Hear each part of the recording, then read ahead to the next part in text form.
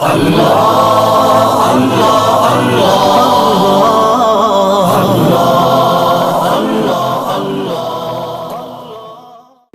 App پہ, ٹیلی phone پہ, مختلف ذریعوں سے مجھ تک یہ میسج پہنچ رہے ہیں کہ اللہ کا واسطہ لوگ ڈراموں میں بے انتہا دلچسپی لے رہے ہیں, رو رہے ہیں ڈرامے دیکھ دیکھ کے. ڈرامے سینما گھروں میں چل رہے ہیں, اپنی پوری فیملی, کئی قسطیں ڈراموں کی, ایسے جذباتی ہو رہے ہیں, ایسے دیکھ رہے ہیں کہ جیسے اس کے بعد کبھی دیکھنا نصیب نہیں ہوگا, اور بڑی تعریفیں, ایسا ڈرامہ, ایسی فلم.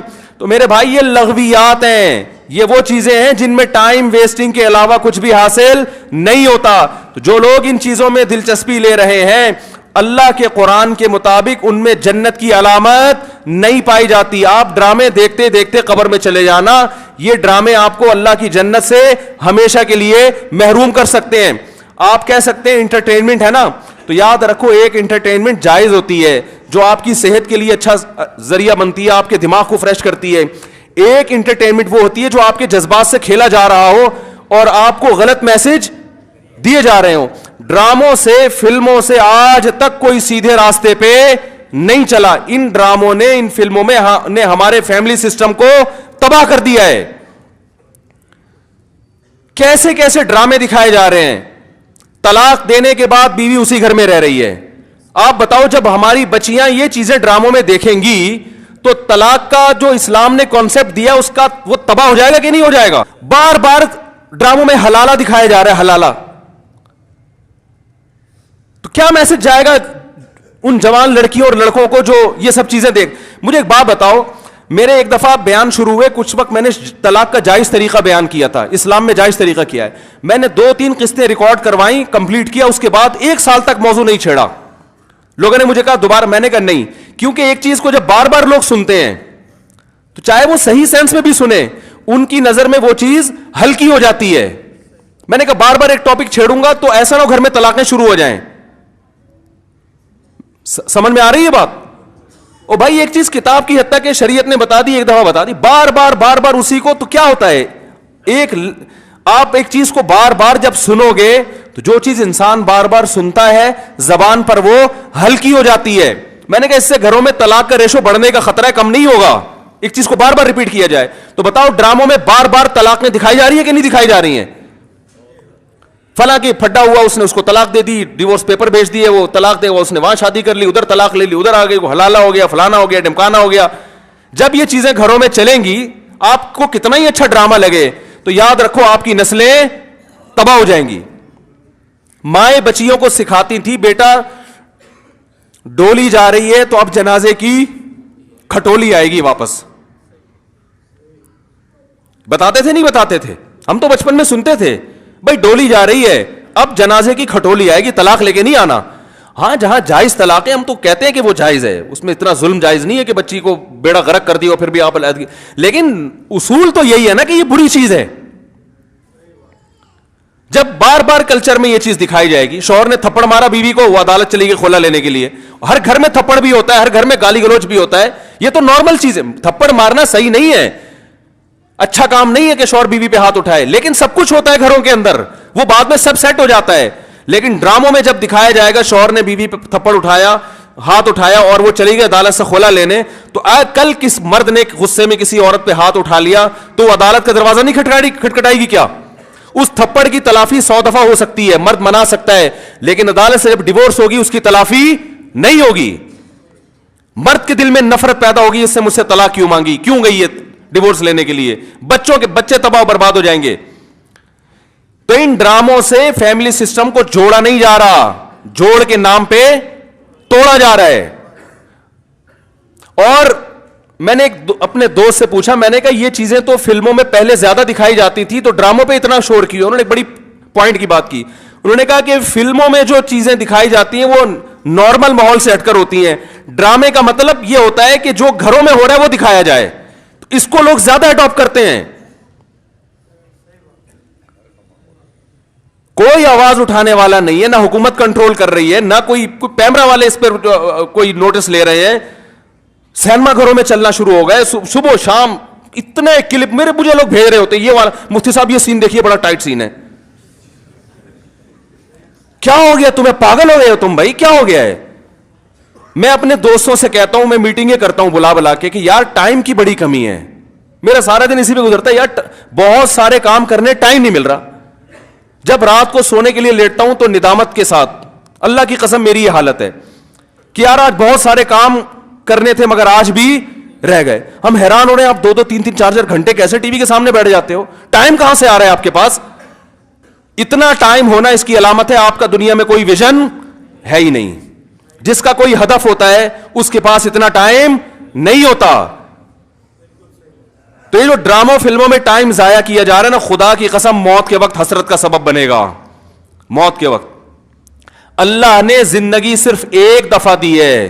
قرآن کے الفاظ دیکھو کہ موت کے وقت اگر تم ساری دنیا کی ساری دولت خرچ کر کے بھی ٹائم واپس لینا چاہو گے نا, لا یستاخرون ساعتا ولا یستقدمون, اللہ فرماتے 1 منٹ تو دور کی بات, 1 منٹ کے 1 کروڑ حصے کر لو نا وہ بھی نہیں ملے گا. ابھی بہت ٹائم دیا اللہ نے, ابھی بہت ٹائم دیا ہے. چاہو تو ڈراموں میں ضائع کر دو, فلموں میں ضائع کر دو, سارا دن ٹی وی کے سامنے بیٹھ کے کرکٹ کے میچ دیکھ کے تالیاں بجاتے رہو, فلاں نے یہ چھکا مارا, فلاں نے چوکا مارا. ابھی بہت ٹائم ہے. لائف کو خدا کی قسم جتنا انجوائے کر رہے ہو 10 سے ضرب دے کے اس سے زیادہ انجوائے کرو, لیکن جب موت کا وقت آئے گا تو یہ سارے مزے کرکرے ہو جائیں گے. یہ غیر مسلموں کے کام ہیں جن کا آخرت پہ یقین نہیں ہے, ان پہ یہ چیزیں سوٹ کرتی ہے. ان کو مرنا نہیں ہے نا, ان کا تو خیال ہے مر جائیں گے تو ختم ہو جائیں گے, ان کا یہ کانسیپٹ ہے. تو کہتے ہیں زندگی میں جتنا جلدی انجوائے کر سکتے ہو کرو.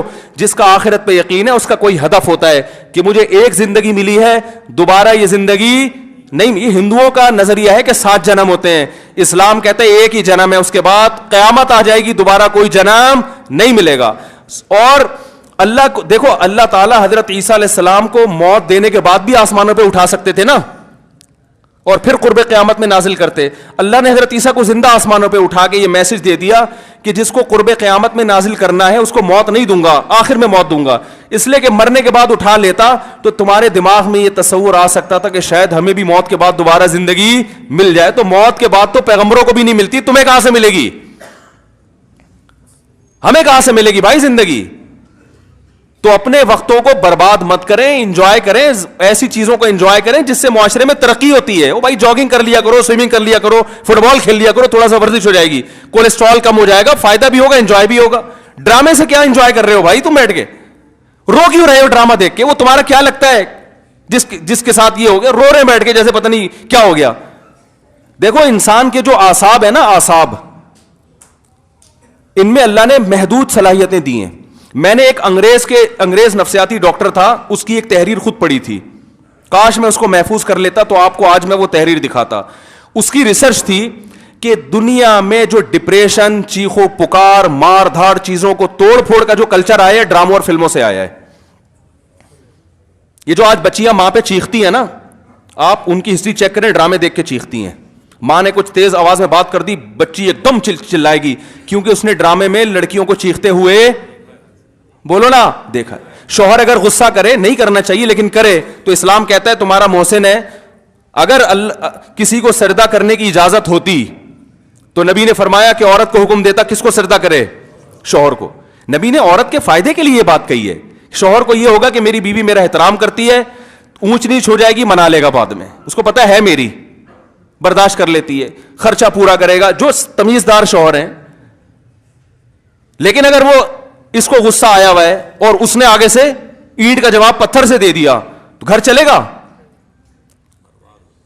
بولو نا بھائی.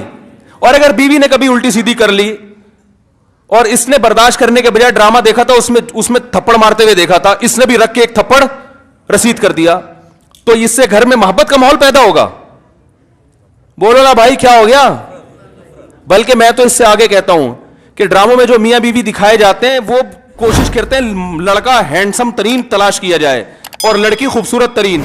اس جوڑے کو دیکھ کر تو ویسے ہی کوئی مرد کو اپنی بیوی اچھی نہیں لگتی اور عورت کو اپنا شوہر اچھا نہیں لگتا. کہتے ہیں یہ میاں تو ایسے ہوتے ہیں, کیا مکھنچو ابا نے میرے متھے لگا دیا ہے. ایک صاحب مجھے کہتے ہیں مجھے بیوی اچھی نہیں لگتی. میں نے کہا فلمیں دیکھنا چھوڑ دو, اچھی لگے گی تمہیں. ہاں, جس غریب کے سامنے صبح شام قورمے کباب گھوم رہے ہو اسے گھر کی دال اچھی لگے گی, بولو نا بھائی. یہ تو سب سے پہلا نقصان ہے. تو یہ ان لوگوں کے کام ہے جن کا آخرت پہ یقین نہیں ہے. ان سے ہمارا گھر تباہ. ڈرامے والوں کا ویژن یہ نہیں ہوتا کہ گھروں کے ماحول کو اچھا کرنا ہے. ڈرامے کا ویژن یہ ہوتا ہے کہ پیسہ کمانا ہے. ہر وہ چیز جو مارکیٹ میں چلے گی اس سے پیسہ آئے گا. تو مارکیٹ میں نیگیٹو چیزیں زیادہ چلتی ہیں.